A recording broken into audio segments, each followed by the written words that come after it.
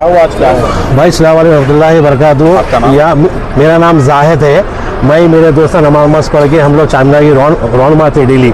तो हम लोग नीचे आके देखा तो यहाँ पर पूरा धुआं जा रहा था। तो दो लेडी धरा हुआ था, भैया भैया बचाओ, मेरा फैमिली है बोले। तो अम्मा रास्ता किधर है बोले। तो रास्ता सा बतलाए। शटर हम लोग तोड़ के करके हम लोग अंदर चले गए। अंदर जाने के बाद में आँच बहुत था।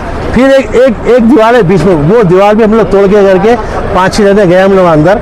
1 घंटा हम लोग वेट करे आँच थमने तक। वो बाकी का पूरा गाड़ी वाड़ी आ गया था, मगर उन लोग को बचा नहीं सके साहब। पूरा वो रूम में पूरा लेडीज जेंट्स पूरा तो डेथ हो गया था।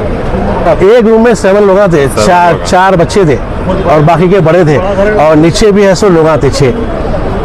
मैं 13 लोगों को देखा साहब। जी हाँ मैं 6:10 को हम लोग ऊपर गए। 9 और 8 के बीच में हम लोग पूरे को निकाले।